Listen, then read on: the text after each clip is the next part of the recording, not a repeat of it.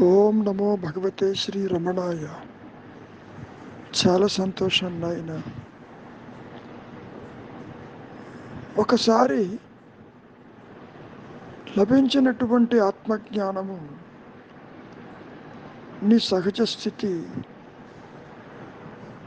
అసలు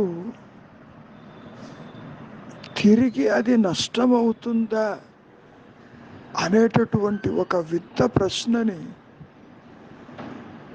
అప్పుడప్పుడు మహర్షుల వారిని అడుగుతూ ఉంటారు. నిజమే, కొత్తగా వచ్చేదైతే ఏదైనా నష్టమైపోతుంది. కానీ నీ సహజత్వము కొత్తగా వచ్చేది కాదే. ముఖ్యంగా వాసనాపూరితమైనటువంటి జీవితాన్ని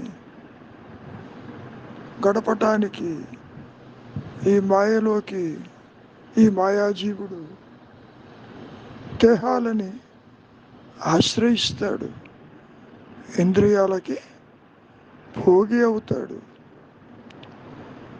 అందుకని జగత్తు సత్యమని, సంసారం సత్యమని, ఇంద్రియ సుఖాలు సత్యమని, అవస్థాత్రయములు కూడా సత్యమేనని అనుకోవటం సహజంగా జరుగుతూ ఉంటుంది. ఎప్పుడైతే అనుగ్రహము చేత ఆత్మ అంటే నీ సహజత్వము దానంతటా అది ఒక శక్తిపాతంలాగా, ఒక పిడుగులాగా, ఒక ఉప్పెనలాగా అది ఎప్పుడైతే ప్రకాశిస్తుందో తిరిగి అదృశ్యమవటం జరగదు. ముఖ్యంగా సర్పరజ్జు భయభ్రాంతిలో అది భ్రాంతి. వెలుతురు బాగా ఉంటే తాడుని తాడుగానే చూస్తావు కదా, పాము భయం కలగదు. గాఢాంధకారంలో తాడెక్కడుందో తెలియదు, అసలు పాము ప్రస్తాపనే రాదు. ఇక్కడ ఏం జరిగింది? అటు వెలుతురు కాదు, ఇటు చీకటి కాదు. అంటే మసక చీకట్లో పూర్వస్మృతి ఒకటి ఉండటం వల్ల తాడు మీద కాలు పడ్డప్పుడు వెంటనే పాము స్మృతిలో ఏర్పడింది. సరే, స్మృతి పదంలో పాము భయం కలిగినప్పుడు మరి తర్వాత జరిగే ప్రక్రియ ఏమిటి? వెలుతురులు అంటే తిరిగి ఎక్కడైతే పాము భయం కలిగిందో, ఎక్కడైతే పాము ఉన్నదని చెప్పి అనుకుంటున్నావో అక్కడ తిరిగి చూచేసరికి పాము లేదు. మరి దాని స్థానే ఏముంది? తాడే ఉంది. నీవే అంటావు, నేను పొరపాటు పడ్డాను, ఇది తాడేను, పాము అసలు లేదు బొమ్మంటావు. ఒకసారి తాడు అని గుర్తించినటువంటి ఆ ద్వైత స్థితిలో, అంటే సర్పరజ్జు భయభ్రాంతి స్థితిలో తిరిగి నీకు పాము భయం కలుగుతుందా? కలగదు కదా. మరి ఇంతకీ పాము ఏమైనట్టు? ఉండి నశించిందా, అసలు లేదా? నీ అనుభవం కూడా అసలు లేదనేగా. అదే విషయాన్ని మహర్షులు వారు కూడా మాటి మాటికి చెప్పటం జరిగింది. ఈ జీవాత్మ భావన, ఈ దేహాత్మ బుద్ధి ఆదరించి తృణీకరించబడింది. ఉన్నది ఆత్మేను. జీవుణ్ణి అట్టిపెట్టి ఆత్మ ప్రకాశించదు. గతంలో కూడా మనం ఎన్నోసార్లు చెప్పుకున్నాం. చీకటిని అట్టిపెట్టి వెలుతురు ప్రకాశిస్తుందా? సూర్యుడిలో చీకటి లేనట్లు ఆత్మజ్ఞానమందు అజ్ఞానానికి, పరిమితత్వానికి, జీవభావనకి అవకాశం లేదు కదా.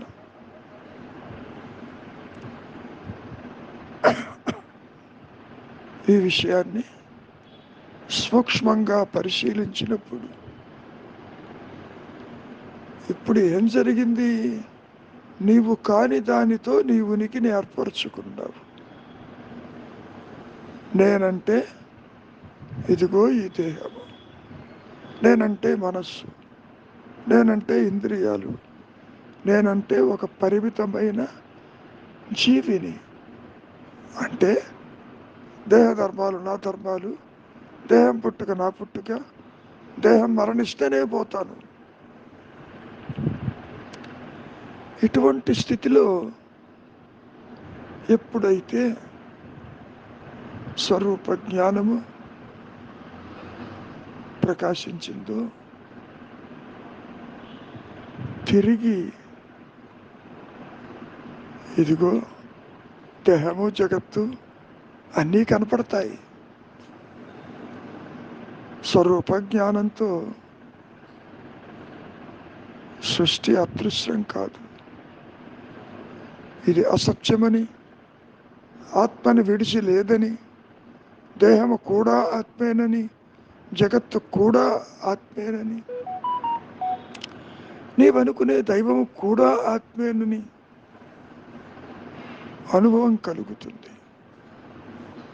మరి ఇంతకీ ఉన్నదేది? ఉన్నది ఎరుక, లేనిది సృష్టి.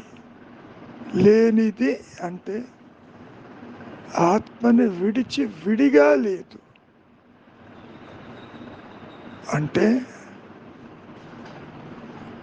దేహానికి, జగత్తుకి, దైవానికి ఆత్మని విడిచి ఉనికి లేదు అని చెప్పటం.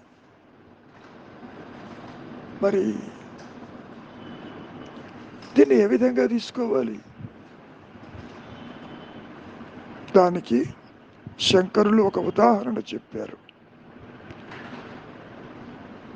ఒక స్వర్ణాభరణం ఉంది. స్వర్ణాన్ని, బంగారాన్ని విడిచి అంటే బంగారం లేకుండా ఆభరణం ఎట్లాగైతే నిలవలేదు, మరి ఆభరణం లేకపోయినా బంగారం ఉందిగా. జీవుడు, జగత్తు, ఈశ్వర భావనలు లేకపోయినా నిద్రావస్థలో నీవు ఉన్నావు కదా. కాబట్టి నాయన, వచ్చిపోయేది ఆత్మస్థితి కాదు. ఆ తర్వాత కూడా ఏ విధంగా ఉంటుందంటే, ఎండమావుల్లో నీళ్లు కనపడుతున్నా మరి నీళ్లు లేవని తెలిసినా కనపడుతూనే ఉందిగా. జగత్తు మిథ్య అయినా జగత్తు కనపడుతూనే ఉందిగా. కాకపోతే స్వరూప జ్ఞాన ప్రకాశంతో అంతవరకు తనతో కలిపి తాను చూస్తున్నటువంటి ఈ చరాచర సృష్టి యావత్తు కూడా ఆత్మని విడిచి లేదని, విడిగా చూస్తే అసత్యమని, జ్ఞానంతో కలిపి చూస్తే అది కూడా పరబ్రహ్మమేనని, సర్వం కల్విదం బ్రహ్మ అని ఆదిశంకరులు కూడా చెప్పారు కదా. వారు మొట్టమొదటి ఏమన్నారు? జగత్తు మిథ్యా, బ్రహ్మమే సత్యం అన్నారు. అంతటితో ఆగలేదు. సర్వం కల్విదం బ్రహ్మ. మనం ఏ దృష్టికోణంతో చూడాలి?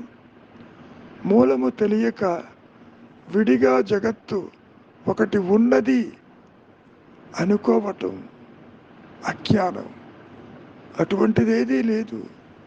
దానికి స్వయం ప్రకాశము లేదు.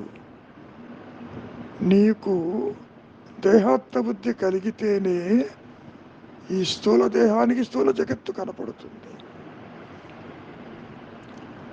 సూక్ష్మదేహానికి స్వప్నలోకాలు కనపడతాయి.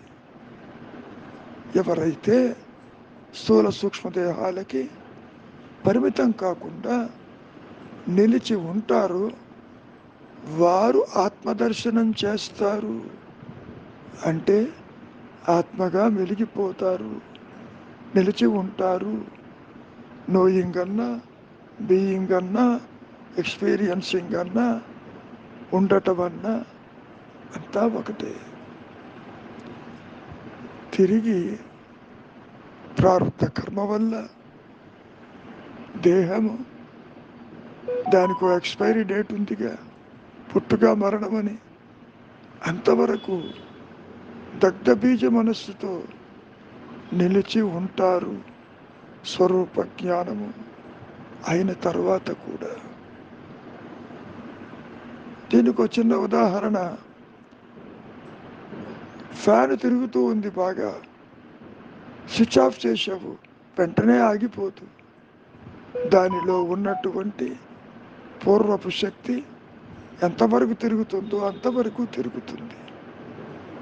అదేవిధంగా మహర్షుల వారికి చిన్న వయస్సులో 16-17 సంవత్సరాల్లో మరణానుభూతితో స్వరూప జ్ఞానము కలిగిన ఆ దేహము మరి 1950 దాకా ఉన్నదిగా.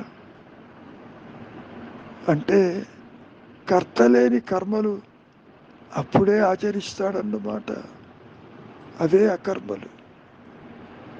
మంచిది, మౌనమే నీ సహజత్వం.